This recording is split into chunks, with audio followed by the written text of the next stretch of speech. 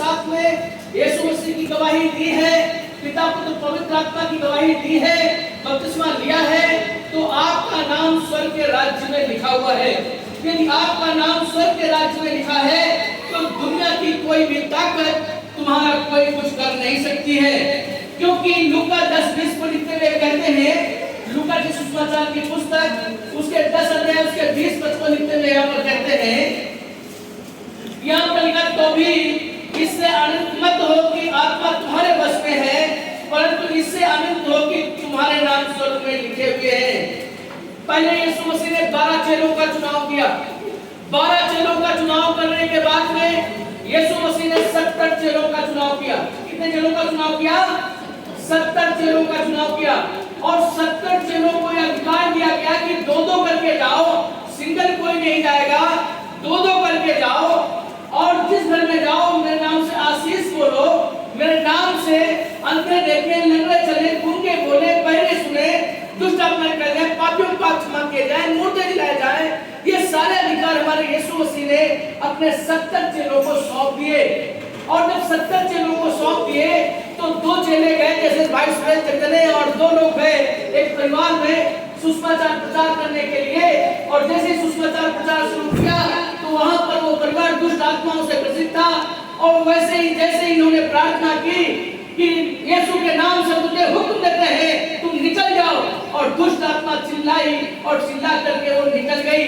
और चेले दौड़े दौड़े जल्दी से आए यीशु मसीह के पास में और कहने लगे, प्रभु प्रभु अब तो आत्माएं हमारे बस में हो गई हैं। यीशु मसीह ने कहा, इससे आनंदित मत हो कि आत्माएं तुम्हारे बस में हैं, आनंदित इससे हो कि तुम्हारे नाम स्वर्ग में लिखे हुए हैं। प्रभु का मैं धन्यवाद करता हूँ कि जिन लोगों के नाम स्वर्ग में लिखे हैं, लिखा इससे आनंदित मत हो, इससे आनंदित मत हो कि तुम्हारे आत्माएं तुम्हारे बस में है, आनंदित इससे हो कि तुम्हारे नाम स्वर्ग में लिखे हुए हैं। मेरे भाई मेरी बहन, अगर आपका नाम स्वर्ग में नहीं लिखा है तो आप स्वर्ग के राज्य के वारिस नहीं हो सकते हो।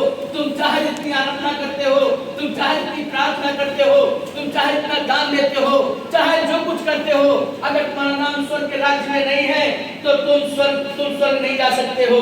और मैं आपको बताना चाहता हूँ, फिलिप्पियों 4 अध्याय के 3 पद को लिखते हुए कहते हैं, फिलिप्पियों की पुस्तक और उसके 4 अध्याय के 3 पद को लिखते हुए यहाँ पर कहते हैं,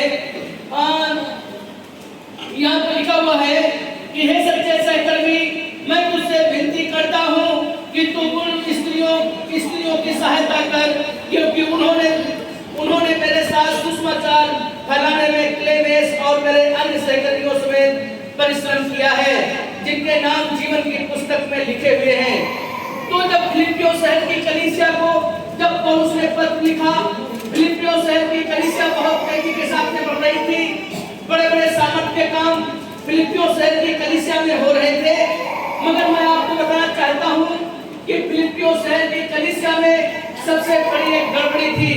वो गड़बड़ी ये थी फिलिप्पियों शहर की कलीसिया में कि लोग दानी तो थे, लोग भेंट तो लेते थे, मगर उनको ये नहीं मालूम था भेंट हमें किनको देना है।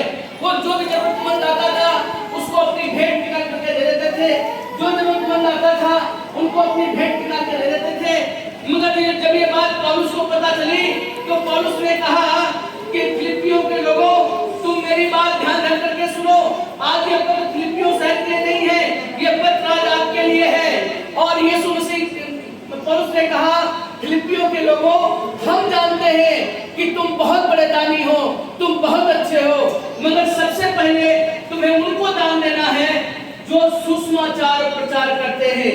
किनको देना है?